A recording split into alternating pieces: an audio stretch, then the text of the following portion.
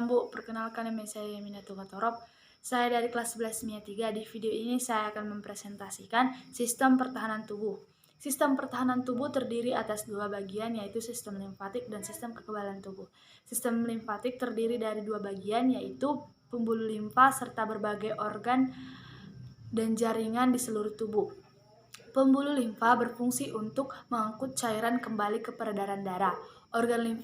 Organ limfoid berfungsi sebagai tempat hidup sel fagositik dan limfosit yang berperan melawan penyakit. Limfa adalah cairan yang berada di dalam pembuluh limfa. Limfa berasal dari plasma darah. Fungsinya ada 3, yaitu yang pertama, mengambil kelebihan cairan dan jaringan dan mengembalikannya ke peredaran darah. Yang kedua, mengabsorpsi lemak di usus halus. Dan yang ketiga, membantu pertahanan tubuh melawan penyakit. Pertama, pembuluh limfa. Pembuluh limfa adalah peredaran darah terbuka. Limfa dari jaringan tubuh akan masuk ke kapiler darah. Kapiler limfa akan bergabung dengan kapiler limfa yang lainnya yang membentuk pembuluh limfa. Pembuluh limfa akan terkumpul di pembuluh limfa dada. Limfa akhirnya akan kembali ke sistem peredaran darah. Pembuluh limfa dipengaruhi oleh kontraksi otot rangka dan terdapat buku limfa atau nodus limfa yang berbentuk bulatan kecil.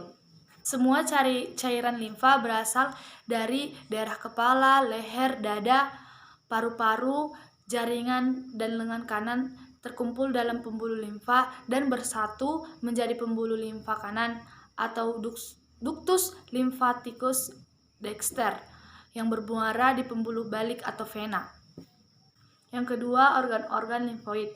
Organ-organ limfoid bermuara di sumsum merah, nodus limfa,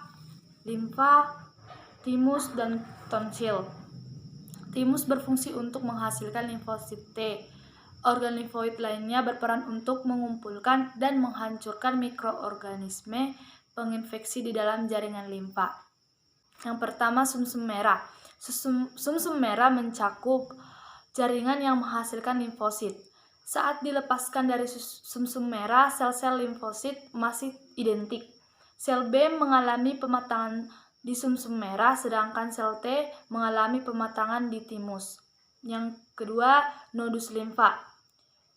Nodus limfa diselubungi jaringan ikat longgar yang membagi nodus menjadi nodulus-nodulus, mengandung ruang-ruang atau sinus yang berisi limfosit dan makrofag, berfungsi menyaring mikroorganisme yang ada di dalam limfa. Yang ketiga itu limfa.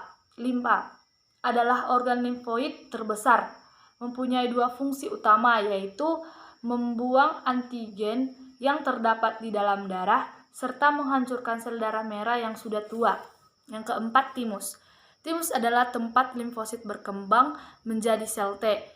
Timus mensekresikan hormon timopoietin yang menyebabkan pada sel T, berfungsi untuk tempat pematangan limfosit.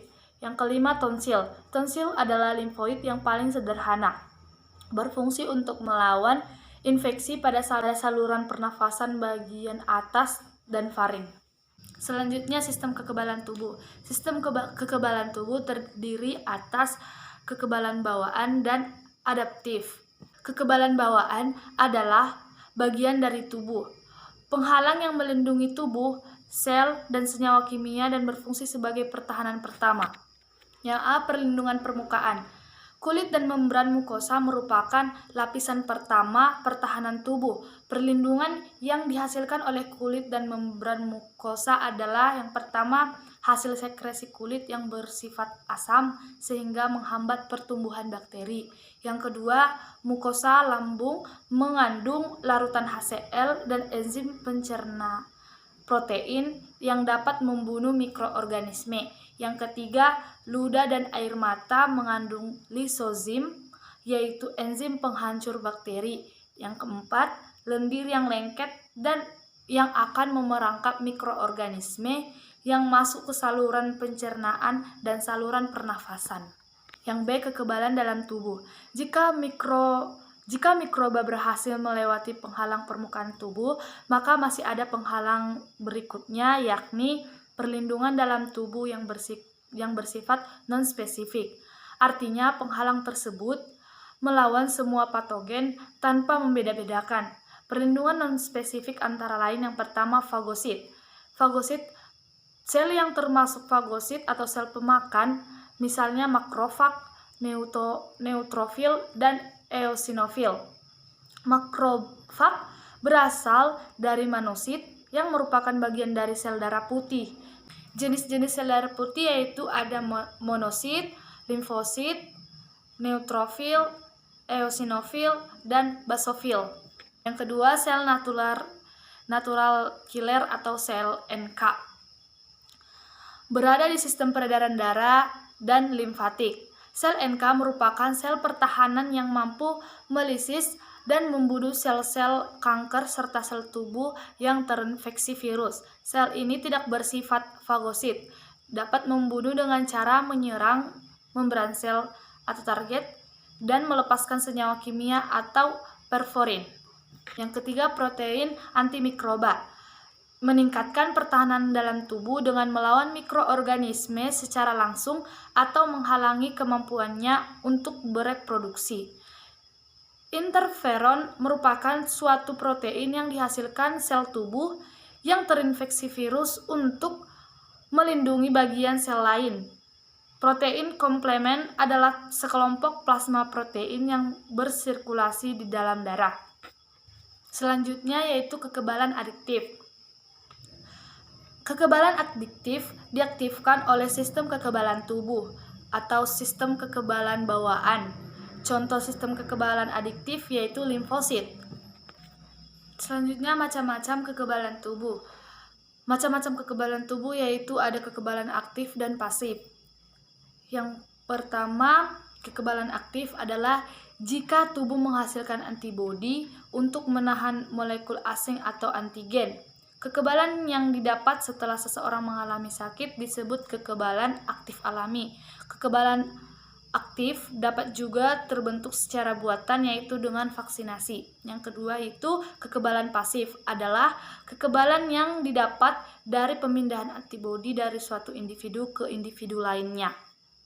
Selanjutnya penyakit yang berhubungan dengan sistem kekebalan yaitu yang pertama AIDS atau HIV adalah penyakit yang disebabkan oleh kerusakan sistem kekebalan tubuh. Yang kedua, autoimunitas adalah suatu kelainan dengan ciri sistem kekebalan tubuh menyerang jaringan tubuh sendiri. Pertahanan tubuh itu ada dua. Yang pertama, pertahanan tubuh non-spesifik dan pertahanan tubuh spesifik. Yang pertama, pertahanan tubuh spesifik itu mencakup pertahanan tubuh non-spesifik eksternal dan internal. Pertahanan tubuh secara non-spesifik eksternal yaitu dilakukan secara mekanik ataupun kimiawi, yaitu kulit dan membran mukosa. Yang kedua, pertahanan tubuh non-spesifik internal yaitu interferon, yaitu mencakup interferon, fagositosis, demam, radang. Kedua itu pertahanan tubuh spesifik yaitu limfosit atau limfosit B dan limfosit T, antibodi atau imunoglobulin. Sekian Bu hasil pemaparan saya. Jika ada kesalahan mohon dimaafkan. Terima kasih.